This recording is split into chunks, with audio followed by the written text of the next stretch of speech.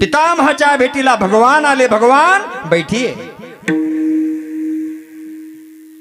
त्याला वाटलं यायला इकडं फिरून बघायचं नाही, तिकडं ते बाणाच्या शय्यावर भीष्माचार्य उशाला बसले. तुमच्यासारखे हुशार चतुर होता तो देव.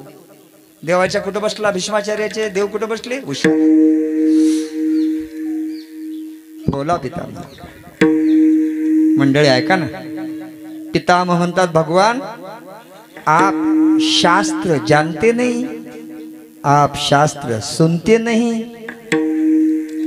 क्या आप शास्त्र जैसा बर्ताव करते नहीं? आपण शास्त्र ऐकत नाहीत का? शास्त्र सांगत नाहीत का? का शास्त्राप्रमाणे वागत नाहीत तुम्ही? देवाला विचारायले. किती धम्मक असेल बघा. क्या भूल हो गई पितामह? भगवान म्हणाले भीष्माचार्याला काय चुकलंय माझं? ते म्हणले ज्येष्ठ श्रेष्ठ के पांव के पास खड़ा रहना चाहिए, यही तो आचार संहिता है इस भारत देश की. कोण म्हणते? पितामह. चटकन उभा राहिला जगाचा मालक. चटकन उभा राहिला. डोळे भरून देवाच्या डोळ्यात डोळे घालून भीष्माचार्यानं पाहिलं. डबडबले पाण्यानं माझ्या पितामह भीष्माचार्याचे डोळे. भगवान जगाच्या मालकाला पायथ्याला उभं केलं रे मी. याचा संकोच नको धरू तुझ्या मनामध्ये. त्याचं कारण वेगळं आहे.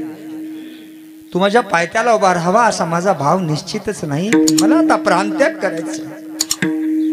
आणि प्राण जाते वेळेला शास्त्र सांगतं कंठात प्रभूचं नाव असलं पाहिजे, हृदयात प्रभूची आठवण स्मरण असलं पाहिजे आणि डोळ्यात प्रभूचं रूप असलं पाहिजे. तुका माने सुखा पावला, तुका माने सुखा पावला,